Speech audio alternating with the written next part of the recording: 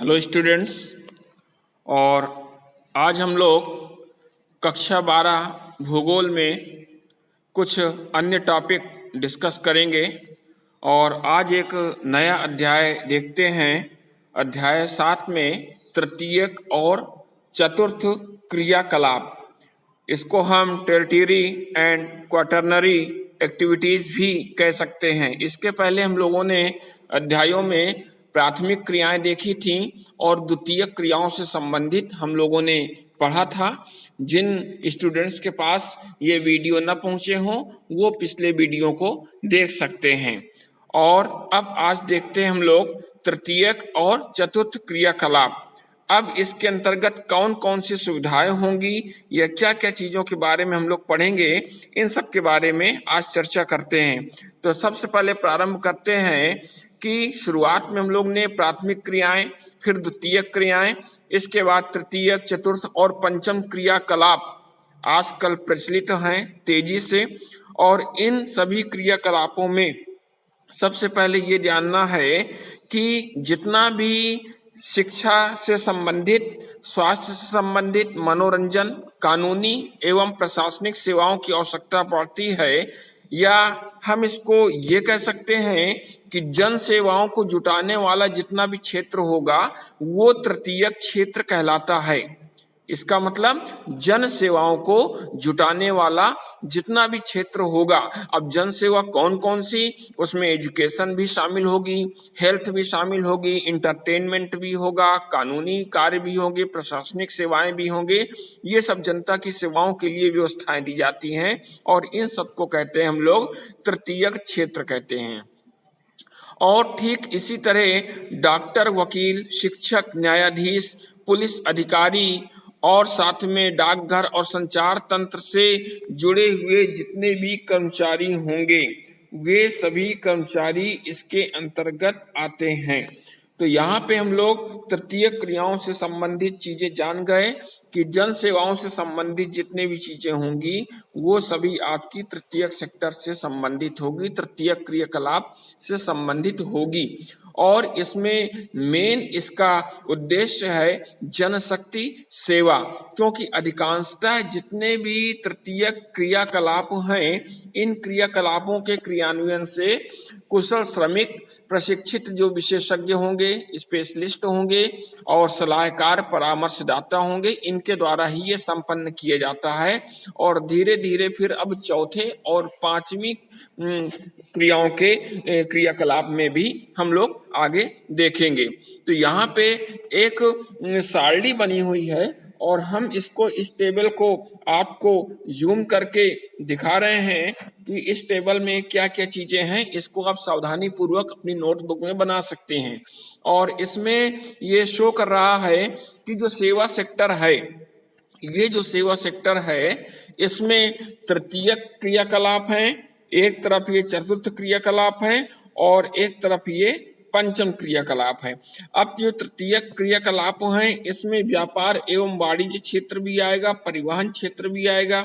इसमें व्यापार में थोक व्यापार, फुटकर व्यापार, ग्रामीण क्षेत्र में, और यहाँ पे जो परिवहन क्षेत्र है उसमें रेल, सड़क, जल, वायु, ये सभी चीजें आएंगे। इसके अलावा संचार के जितने भी साधन हैं आपके, जो सेवाएं जनता को दी जा रही हैं, जैसे मौद्रिक, बैंकिंग सेवा, बीमा सेक्टर है, अचल संपदा है, व्यक्तिगत और व्यावसायिक कार्य हैं, ये सभी कुछ क्या है, किसके अंतर्गत आएगा? तृतीय क्रियाकलाप के अंतर्गत आता है। ठीक इसी तरह जब चतुर्थ क्रियाकलाप की बात हम लोग करेंगे तो इसमें सूचना पर आधारित जितने भी क्रियाकलाप होंगे, संचार से संबंधित और अनुसंधान से संबंधित और विकास से संबंधित, डेवलपमेंट से संबंधित, ये सभी क्रियाकलाप चतुर्थ क्रियाकलाप के अंतर्गत जाने जाएंगे। और यदि पंचम क्रियाकलाप की बात करते हैं तो इसमें जितने भी विशेषज्ञ होंगे, निर्णयकर्ता है, परामर्शदाता है और नीति निर्णायक लोग होंगे, ये सभी आपके किस सेक्टर में आएंगे? पंचम क्रियाकलाप में आएंगे। तो इस प्रकार इसको हम लोग देखते हैं और इसके बाद फिर जो है हम लोग अब आगे चलते हैं और यहाँ पे हम लोग इसको समझने की कोशिश करते हैं कि जो तृतीयक क्रियाकलाप है ये बहुआयामी क्रियाकलाप है। क्या है? बहुआयामी है, क्योंकि ये हर डायरेक्शन में ये काम करता है आपका तृतीय क्रियाकलाप, और इसमें उत्पादन और विनिमय दोनों ही क्रियाओं का समन्वय पाया जाता है। साथ में जिसे परोक्ष रूप से श्रम के वेतन में भी मापा जाता है, और उत्पादन का विनिमय किया जाता है जो उपभोग को संभव बनाता है। और विनिमय का मतलब लेन देन, और लेन देन में व्यापार, परिवहन, संचार और इन सभी सेवाओं को शामिल किया जाता है। अब यदि एक हम लोग यहाँ पे एग्जाम्पल देखते हैं तो हैंडपंप ठीक करने वाला मिस्त्री, बिजली का मिस्त्री, तकनीशियन, नाई, धोबी, शिक्षक, डॉक्टर, वकील, ये अलग अलग कार्य करने वाले ये सभी लोग हैं, और ये सभी जो है इनसे संबंधित होते हैं। अब जो तृतीय क्रियाकलाप हैं, अब ये जो तृतीय क्रियाकलाप हैं, इनमें कौन कौन से प्रकार सामने आ रहे हैं, इन प्रकारों को भी हम लोग देखते हैं। तो इसमें वाणिज्य और व्यापार क्षेत्र भी इसके अंतर्गत आ रहा है, क्योंकि जो भी वस्तुओं और सेवाओं का क्रय विक्रय होता है, इसी को हम लोग क्या कहते हैं? व्यापार या वाणिज्य कहते हैं। और इन दोनों का लक्ष्य क्या है? कि लाभ कमाना। इसके अलावा संग्रहण और वितरण केंद्र भी स्थापित किए जाते हैं, और इनको क्या कहते हैं? व्यापारिक केंद्र कहते हैं। क्या कहते हैं? व्यापारिक केंद्र कहते हैं। इसके बाद ग्रामीण विपणन केंद्र। अब ये क्या चीज होती है कि इन क्षेत्रों में निकटवर्ती बस्तियों को क्रय विक्रय की सुविधाएं दी जाती हैं, और इसमें ये स्थानीय संग्रहण और वितरण केंद्रों के रूप में विकसित होते हैं। इन केंद्रों में थोक तथा फुटकर व्यापार क्षेत्र भी हुआ करते हैं। इसके अलावा ग्रामीण क्षेत्रों में आवधिक बाजार भी मिल रहे हैं। अब ये क्या होंगे? इसमें जिन गांवों में नियमित बाजार नहीं हुआ करते, वहां साप्ताहिक बाजार लगते हैं या पाक्षिक बाजार लगते हैं, और ये यहाँ से लोग अपनी आवश्यकताओं की वस्तुएं क्रय कर लेते हैं। इसके अलावा नगरीय बाजार केंद्र भी हमारे सामने आ रहा है कि नगरीय बाजार केंद्र। अब ये नगरीय बाजार केंद्र ये कैसे होते हैं?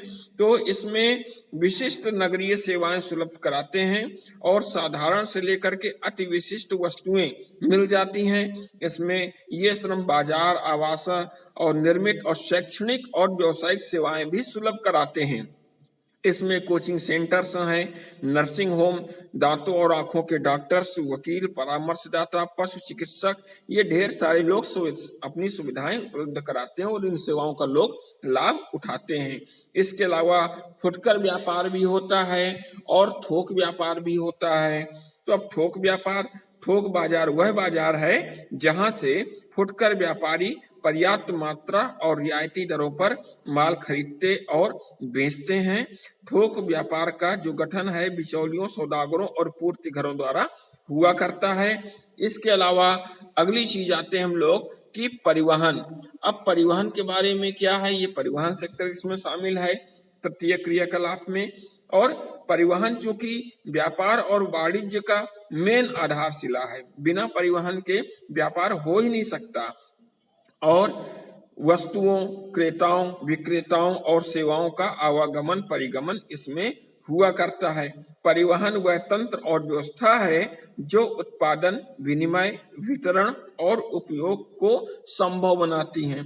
ये सभी चीजें आप लोग धीरे धीरे लिख लीजिएगा नोट्स में। इंपॉर्टेंट क्वेश्चन बुक्स के बीच में से ही निकल करके एग्जाम में पूछे जाते हैं। और यहीं पे एक चीज और वे दे रहे हैं कि यहाँ पे परिवहन की दूरी को किलोमीटर दूरी, मार्ग की लंबाई को समय दूरी, जबकि यात्रा पर लगने वाले व्यय को लागत दूरी कहते हैं। अक्सर पूछते हैं कि लागत दूरी क्या होती है।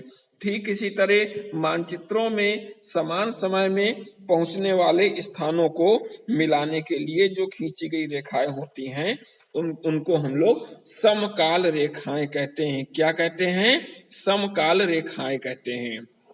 ठीक इसी तरह एक चीज और सामने आ रही है, और ये है जाल तंत्र। अब ये जाल तंत्र क्या होता है? तो अक्सर विकसित परिवहन व्यवस्थाओं के फलस्वरूप जो विविध स्थल मिलकर के एक तंत्र की रचना करते हैं, उनको हम जाल तंत्र या नेटवर्क कहते हैं। नेटवर्क, आप लोग इसको जान जाइए, नेटवर्क का इस्तेमाल आप लोग बहुत करते हैं। नेटवर्क, ये है नेटवर्क, चाहे वो मोबाइल के रूप में हो या कंप्यूटर में है या इंटरनेट आप चला रहे हैं, कुछ भी है, ये सभी आपको एक जाल तंत्र इसको कहा जाता है। और इसमें क्या होता है कि इसका निर्माण योजकों के मिलने से होता है, दो या दो से अधिक मार्गों के संधि स्थल में, उद्गम में बिंदु में, गंतव्य बिंदु में, और इसमें यह कस्बा नोड कहलाता है। और प्रत्येक सड़क द्वारा दो नोडों को जोड़ने के लिए ये योजक कहलाता है और उसको जाल तंत्र कहते हैं हम लोग। तो इस तरह ये सभी चीजें हम लोगों की तृतीय क्रियाकलापों के अंतर्गत आती हैं। अब इसके बाद नेक्स्ट में हम लोग कुछ और टॉपिक का अध्ययन करेंगे, और उसके पहले आप लोग सभी नोट्स अपने क्लियर कर लीजिएगा और बना लीजिएगा। मिलते हैं हम लोग अपने अगले वीडियो में और अगले टॉपिक के साथ।